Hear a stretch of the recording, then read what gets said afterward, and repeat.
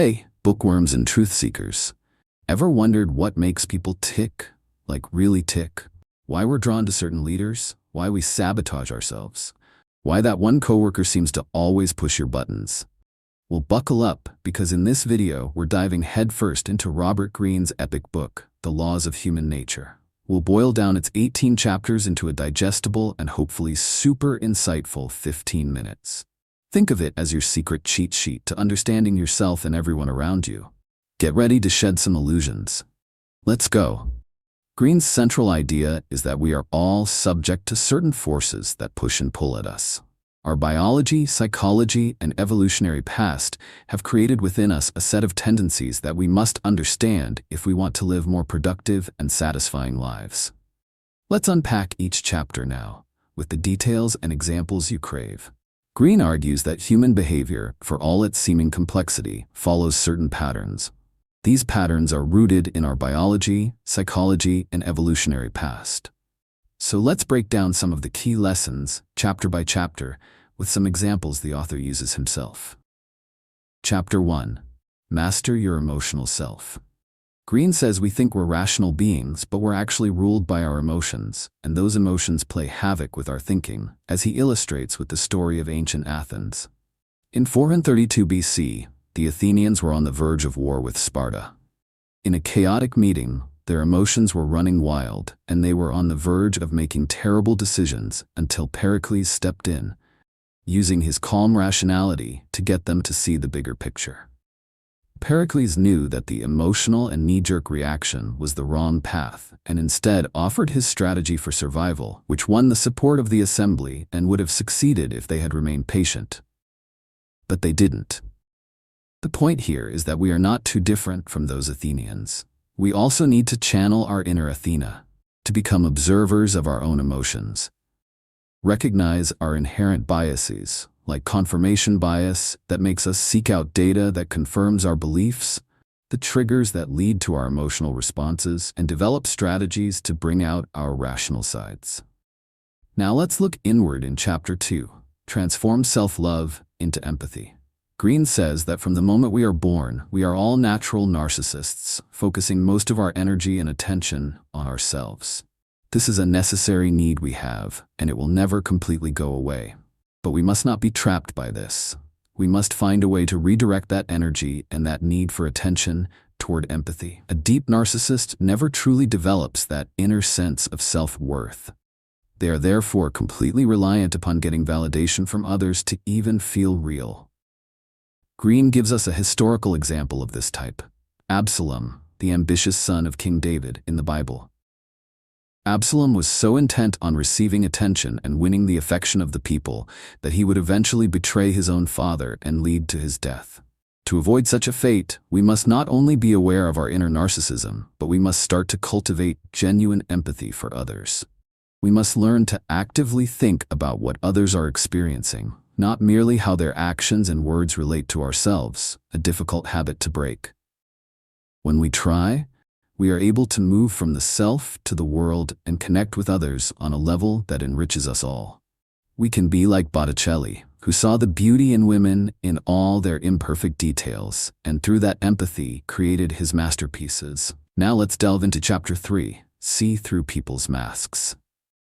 Robert Greene argues that the way people present themselves to the world is rarely their true nature. We all wear masks, and people are masters at presenting a face to the world that they want you to see. We are continually being manipulated by these outer facades, and to understand people more clearly, we must learn to recognize the real character lying behind the mask. Greene uses the story of Milton Erickson, a renowned hypnotherapist who was paralyzed at a young age, to show us the importance of nonverbal cues. Erickson, lying in bed for weeks, was forced to become a close observer of human behavior. What he learned is that people leak out their true feelings through nonverbal cues, subtle facial expressions, the tone of their voice, tension in the body, nervous habits. He taught himself to see through the disguises people project by focusing on these subtle signs.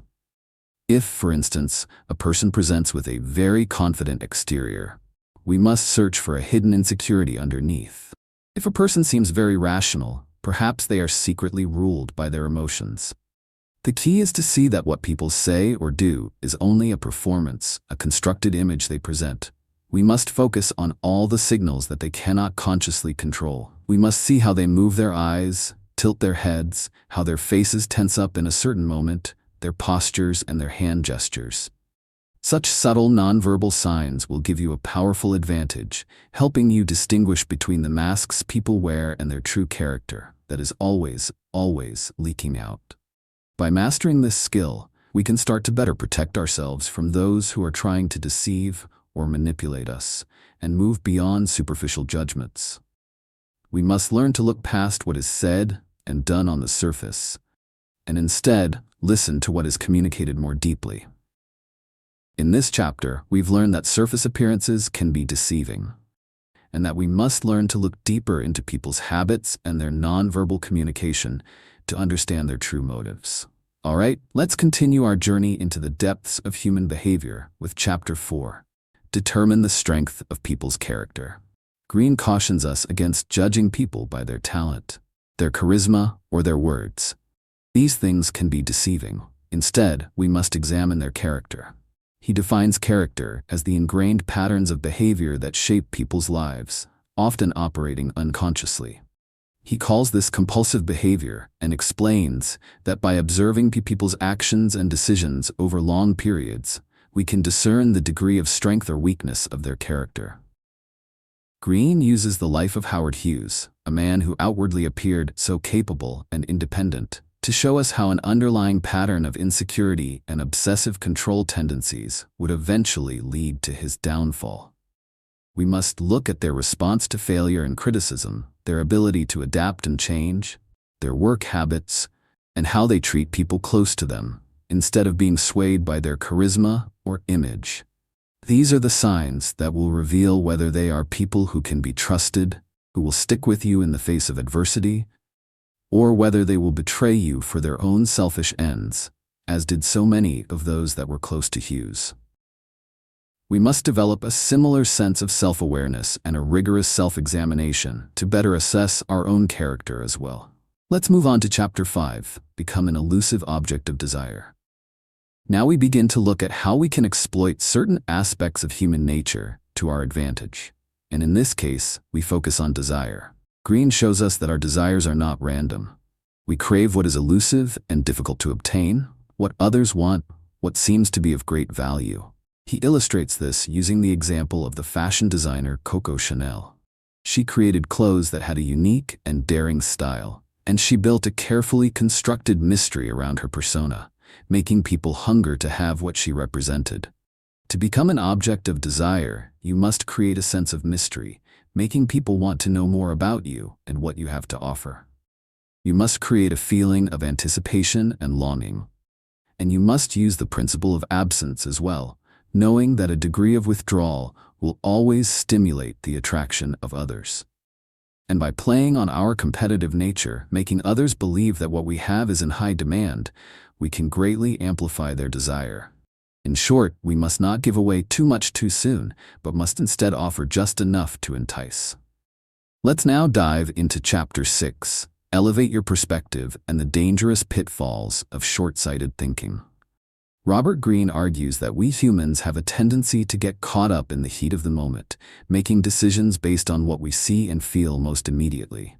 This, he says, is an animalistic impulse that can lead to all kinds of problems. He gives us a classic example of this, the South Sea Bubble of the 1700s, where otherwise reasonable people made disastrous decisions based on the lure of easy money and a distorted perception of the present. We too, he implies, are not that different. We overreact to events and get swept up in trends and our immediate emotions. Greene believes that we need to fight this impulse and develop a higher, more distant vantage point. By detaching from what is occurring in the present moment, we can more accurately assess what's really going on. We can look beyond the surface of events and see the patterns that are moving underneath. We can think through the long-term consequences of all that we do. By making the effort to see further ahead, we see more clearly, and we are less likely to become swept up in the drama of the present moment, allowing us to make better decisions and achieve our goals. Greene gives us all the tools needed if we just follow his advice and make the conscious effort to look up at the larger vistas of life, to develop that panoramic view of reality. In this chapter, we've learned how our tendency to live in the moment, to get caught up in the immediacy of things, can cloud our judgment and lead to terrible errors. But by cultivating this far-sighted perspective, we can move past our natural limitations and achieve real wisdom. Let's turn our attention to Chapter 7, Soften People's Resistance by Confirming Their Self-Opinion. Here, Robert Greene delves into the art of persuasion. We often make the mistake of thinking we can influence others through logical arguments and demonstrations of our superior intelligence. But according to Greene, this strategy rarely works. People are stubborn and resistant to any sense of manipulation or being controlled. Instead, we must learn to lower their defenses by validating their opinions of themselves. Greene uses the story of Lyndon Johnson's political maneuverings in the U.S. Senate to illustrate this point. Johnson, a master manipulator, was able to win people over to his side by affirming their sense of self-importance. To be truly effective at influence, we must understand this fundamental human need. People must always feel that they are in control and are making their own choices. By flattering their good taste, validating their wisdom, affirming their values, we make people feel more secure, more comfortable, and more open to our suggestions. When we try to force our ideas upon people or make them feel inferior, their defenses will go up, and it becomes almost impossible to persuade them. Greene implies that by mastering this art, we are not being manipulative, but instead working with the fundamental laws of human nature that will ultimately benefit us both. In this chapter, we've explored the importance of lowering people's resistance, which is a key element to the art of influence, and the most effective way to do this is by tapping into their self-opinion. Let's move on to Chapter 8, Change Your Circumstances by Changing Your Attitude. We like to think of ourselves as masters of our own fate, but Robert Greene insists that a crucial element of our destiny is in our ability to control our own inner world. If we develop a pattern of negative thinking, we create a narrow perspective on life, and we can end up creating a self-fulfilling prophecy that leads to poor choices and missed opportunities. We start to see the world as a dangerous, limiting place. But Greene uses the example of Anton Chekhov, a man who suffered tremendous hardship and tragedy, but who through a conscious effort to cultivate a positive attitude became a great artist and a clear observer of human nature. He transformed what was negative into something beautiful. What we need is to adopt a similar strategy. Instead of being passive or victimized by circumstances, by our past traumas, by the opinions of others, we must actively cultivate our own attitude. We must make the effort to see life as full of possibilities and potential growth. And when negative circumstances or feelings do come up, we must not see these as obstacles, but rather as fuel for growth. And we must train ourselves to make the most of the moment, to see things as a chance for something new to emerge. We have that power within us, and it is up to us to unleash it. In Chapter 9, Confront Your Dark Side, Greene invites us to look in the mirror, and what we will see is not as pleasant as we had imagined. Lurking beneath our conscious minds, he says, is a dark side. This shadow is made up of all the aspects of ourselves that we tend to repress. Our desires for power, the feelings of inadequacy we try so hard to hide, the impulses toward violence, our secret wishes to hurt those who have harmed us. Greene cites Richard Nixon as an extreme example. Nixon spent his whole life projecting a strong, noble image to the world, and yet this repressed shadow of his deep insecurity and paranoia, would eventually surface, leading to his disgrace and undoing. The more we repress our shadow, the more power it has over us, creating in us all kinds of erratic behavior that we cannot control. To break free from this cycle, we must first recognize the shadow, acknowledge it, understand it, accept it as a part of our nature, and allow it to infuse us with creativity and even a more honest and complete sense of self. Let's now turn to Chapter 10, Beware the Fragile Ego and the Toxic Emotion of Envy. Greene argues that envy is a natural human emotion, but that when it goes unchecked, it becomes a self-destructive force. Envy stems from deep-seated feelings of insecurity and inferiority. We all have egos, a need to feel superior, And when that is challenged or threatened, we experience the powerful pangs of envy. What is most dangerous is that envy is hard to recognize, as people who feel it will tend to disguise it from themselves and from others. Greene explains that envy is particularly painful because it is an acknowledgement of an inferiority we feel, and we will go to great lengths to disguise it. We make excuses, project negative qualities onto the envied person, and even secretly desire to see them fall, or actively bring about their downfall. We are often blind to how this operates within us, and therefore we can become the victims of envy ourselves. Greene says we must become experts in recognizing the early signs of envy, the hidden barbs, the poisonous praise, the sudden coolness. To avoid the ill effects of this emotion, we must focus our attention on our own inner worth and value, and work on building ourselves up through concrete actions, rather than focusing on what others have that we feel we lack. Let's now turn to Chapter 11, Know Your Limits. In this chapter, Robert Greene explores the dangers of grandiosity, that distorted sense of self that can lead to all kinds of ruin. He explains that we all have a need to think highly of ourselves, but that this can become a problem when this self-opinion becomes disconnected from reality, and we become grandiose. When this happens, we become convinced of our superiority. The most dangerous aspect of this is that, when this inflated self-image is coupled with any kind of success, our self-belief only grows, blinding us to all our limitations. Greene emphasizes that we become increasingly focused on our own greatness, becoming less and less able to hear the criticism or advice of others. He cites the example of the rise and fall of Michael Eisner to illustrate the dangers of this self-delusion. Eisner had achieved a lot of success at Disney, and yet he allowed his successes to lull him into a false sense of power, leading to terrible decisions and self-destruction. What we need, Greene insists, is to not fall prey to the success delusion. We must honestly acknowledge our limitations, our weaknesses, and learn to use them to not become so overconfident that we ultimately fall. True strength comes from knowing oneself, what we are capable of, and what we must leave to others. By focusing on the quality of our work, not the praise we receive, we will be able to continually grow and improve and reach a point where we can take on ever-increasing challenges. In Chapter 12, Reconnect to the Masculine or Feminine Within You, Robert Greene challenges the rigid gender roles that we often impose upon ourselves and others. He explains that within all of us exist both masculine and feminine qualities. Some of these qualities are inherent, wired in our DNA, and some are a result of the influence of the parent of the opposite sex in our earliest years. We tend to over-identify with the role that is expected of our gender, and then we come to repress what we deem inappropriate in our personality, pushing parts of ourselves into the shadows. In this way, we create imbalances in our nature and often project what is missing in ourselves onto those of the opposite sex, viewing them with a distorting and limiting lens.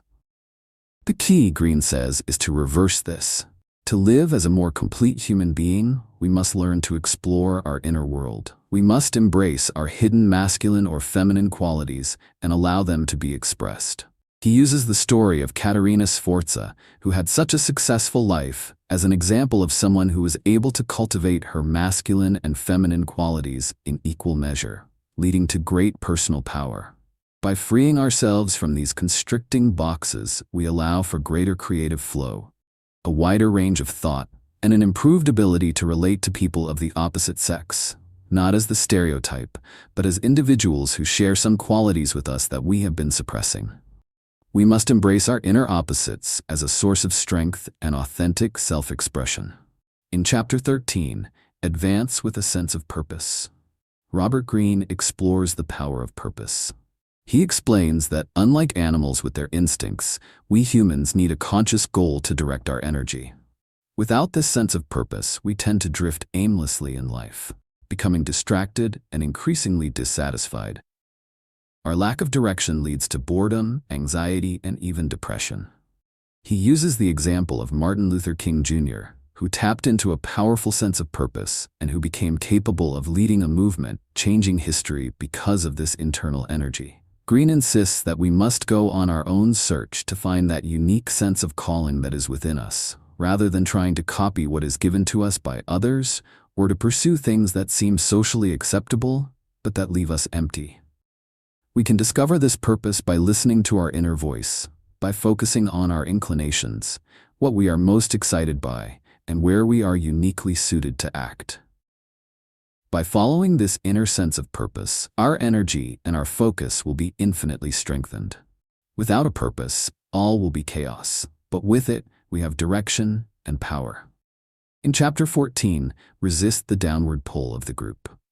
Greene now turns his attention to a key dynamic in human behavior, how we tend to fall in line with the opinions and actions of those around us, particularly in a group setting. He uses the example of the Cultural Revolution in China to show us how group dynamics can be so powerful that they can cause us to suspend our critical judgment and engage in violent and destructive behavior. He warns us that groups can lead to a loss of individuality and reason. To counter this effect, we need to cultivate self-awareness, recognizing the power of the social force that is acting upon us in any group. We must train ourselves to maintain an inner sense of distance, to think for ourselves, to not get swept away in the emotions of others. The key is to remain independent, to be able to work with groups and for them, while retaining our own values and direction. In Chapter 15, make them want to follow you. Greene reveals the secrets of real authority in this chapter. It's not enough to be a powerful leader. What matters is that people must willingly follow our lead.